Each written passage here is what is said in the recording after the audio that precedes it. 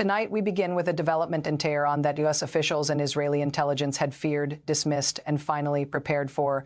A coup attempt that unfolded not over months, but in the last 6 hours. 6 hours that saw the Supreme Leader isolated. 6 hours that saw the streets of Tehran sealed off. 6 hours that saw the Iranian Revolution turn on itself. What Defense Minister Amir Hatami did today crossed a line that Ayatollah Khamenei had hoped would hold. And when that line broke, the Islamic Revolutionary Guard Corps Zerg did not hesitate. They responded with speed, brutality, and absolute precision. For weeks now, there had been signals not from official state media, not from diplomatic cables, just whispers in the bazaars and encrypted chatter that Amir Hatami was preparing something dangerous. Hatami has been loyal, yes, but he has been ambitious in his loyalty. His moves have followed a certain rhythm, a pattern, almost a script. He was the bridge between the regular army and the regime.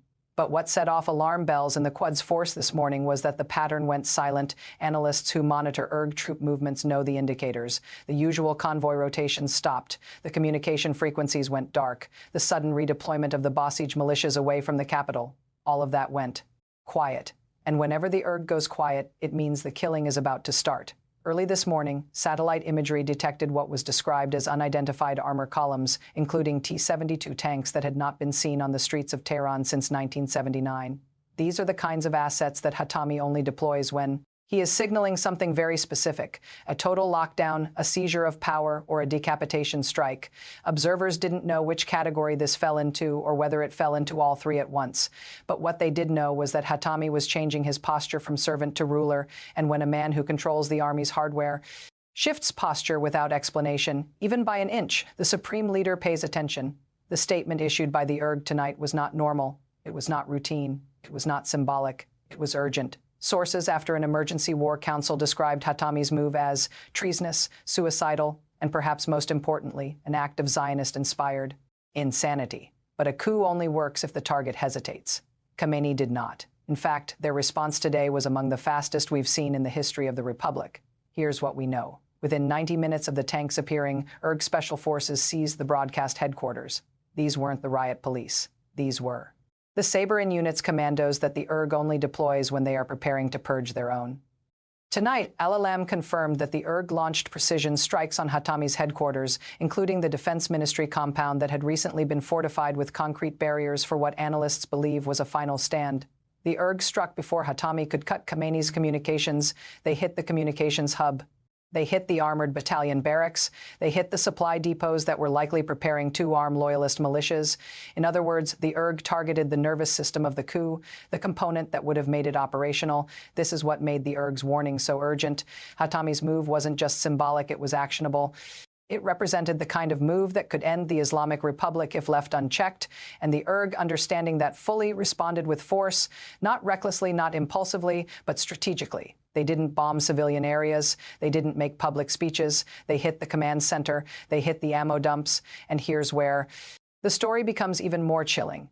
Mossad now believes that Hatami's latest move was designed to test the fragility of the regime after the assassinations of senior scientists.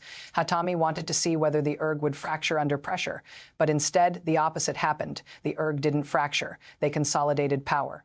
So quickly, so violently, that even the Russian embassy noticed. You don't get the IRG's attention easily. But today, Hatami did. An analyst speaking with the BBC under anonymity described Hatami's shift as hubris, a way to seize the throne before the old man died. But the IRG proved today that they remain both the sword and the shield. Their actions were not only lethal, they were precise, so precisely that Hatami's own bodyguards turned on him. That betrayal matters because it shows the coup never had full support. It shows that the IRG is not just a military force. They are the gatekeepers. As reports continued coming in throughout the afternoon, we learned more about the scale of the IRG's response. The 1st Armored Division refused Hatami's orders, forcing his tanks to halt. The Quds first targeted Hatami's hometown assets that had been mobilized in the last 24 hours. Cyber warfare units operating from bunkers reportedly jammed the frequencies Hatami used to coordinate the putsch. This wasn't just a firefight. This wasn't just a standoff. This was a decapitation. This was a purge. And a purge is the one thing the Iranian regime has perfected since 1979. For every street Hatami seized, the IRG has countered with a sniper round. Remember, the Shah thought the military was loyal. He thought the generals were grateful. He thought the tanks would protect him. But tonight, the exact opposite is happening. The military split, the generals are dying, The tanks are turning on the coup plotters. What makes this moment so volatile and so dangerous is that Hatami's latest move happened at a time when Khamenei is under immense health pressure. Hardliners want a crackdown. Reformists want a transition. The army wants more funding. The IRG wants total control. Khamenei is balancing these demands while dying of cancer. And when leaders in that position make sudden moves, they're not doing it from strength. They're doing it from pressure. They're doing it from vulnerability. Hatami thought the center was weak. He was wrong. The state security incident statement, now scrolling on Iran TV, was designed to signal that the regime is not willing to allow anarchy. Officials said plainly that Hatami's actions were inconsistent with the path of the imam, that is clerical language for, "We are going to kill you and your family." You don't usually hear that tone from Tehran unless the throne is literally shaking. Meanwhile, Khamenei's audio message addressed the nation in a shaky, defiant recording. "Tonight," he said, "the traitors have shown their faces." He said, "The revolution is stronger than their tanks." And he said, "There will be no mercy." These are not rhetorical flourishes. These are statements from an 85-year-old man who just stared down the barrel of a gun held by his own defense minister. Here's what makes the situation even more concerning. Hatami's latest move wasn't isolated. Along with the tanks in Tehran, Hezbollah in Lebanon went dark on Qums. The Houthis in Yemen didn't post victory clips today. Russian advisors at the Natanz facility were evacuated. All of this happened within the same hour. When Hatami moved multiple pieces at once, it means something larger was underway. Analysts are now considering several possibilities. One is that Hatami was working for the West to destabilize the regime. Another is that he was working for a rival hardline faction to oust Khamenei. A third possibility, the one worrying officials the most, is that he was trying to surrender the nuclear program to the U.S. in exchange for power.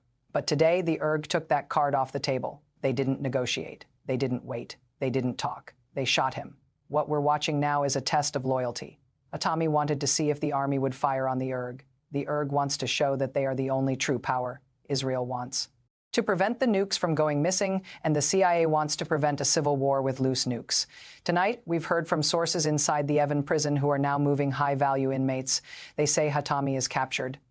They say he was wounded, and they say his decision to act alone is likely part of a delusion of grandeur intended to make him the next supreme leader, but the IRG is not showing mercy. In fact, the IRG is broadcasting executions. Their response today, swift, brutal, and absolute, sent a message to the generals that the old guard is still in charge, and it sent a message to the world that the regime is more dangerous when it's wounded. As the night goes on, we expect more details to emerge about what exactly Hatami hoped to achieve. But what we do know is that the IRG's reaction was timely. It saved Khamenei, it saved the nuclear chain of command, and it saved the regime from itself. What happens next will depend on what the army does in the next 24 hours.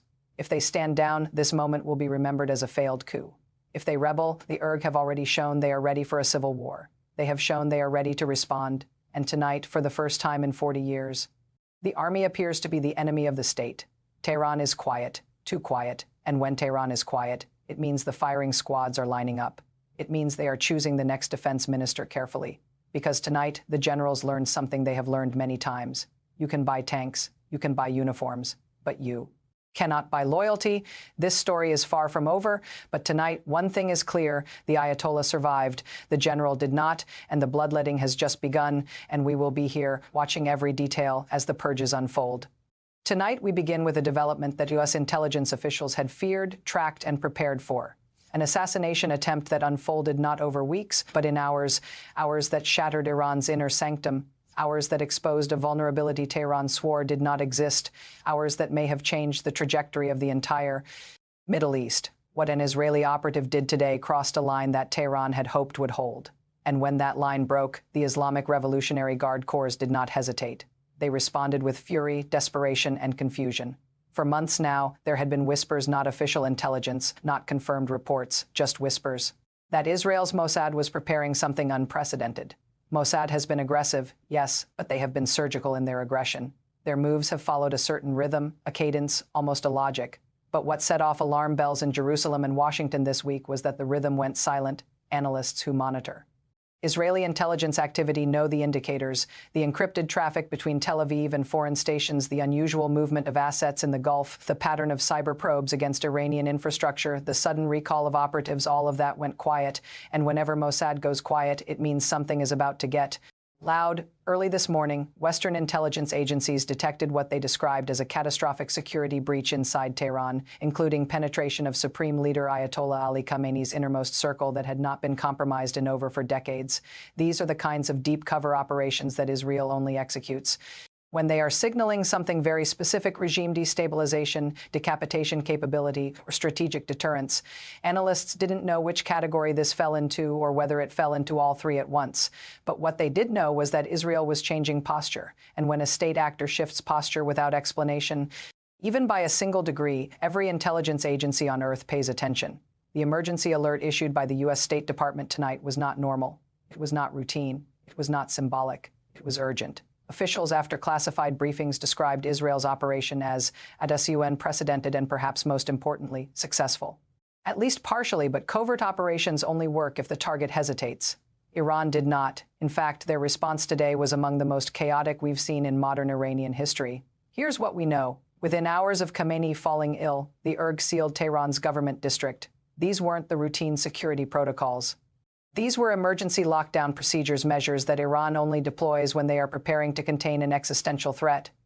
Tonight, sources in Tehran confirmed that Iranian security forces launched mass arrests across multiple ministries, including members of Khamenei's personal staff that had recently been promoted for what analysts believe was their loyalty during succession planning. The IRGC moved before Israel could extract their asset. They hit the Supreme Leader's medical team. They hit his communications staff. They hit security personnel that were likely recruited years ago. In other words, Iran targeted the infrastructure of betrayal, the network that would have made the operation complete. This is what made Washington's warning so urgent. Israel's operation wasn't just symbolic. It was actionable. It represented the kind of move that could decapitate Iran's leadership if left unchecked, and Iran, understanding that fully, responded with force, not strategically, not calmly, but desperately. They didn't confirm Khamenei's condition. They didn't reassure the public. They purged their own people. They shut down communications. And here's where the story becomes even more volatile. Western intelligence agencies now believe that Israel's operation was designed to test the fragility of Iran's succession framework. After years of speculation about Khamenei's declining health, Israel wanted to see whether Iran would fracture. But instead, something unexpected happened. The IRGC didn't fracture. They consolidated power with a speed, a brutality that even Tel Aviv noticed. You don't get the Revolutionary Guard's attention easily. But today, Israel did. Intelligence analysts speaking with Western media under anonymity described Israel's operation as a stress test, a way to expose fault lines in Iran's power structure, but the IRGC proved today that they remain both paranoid and prepared.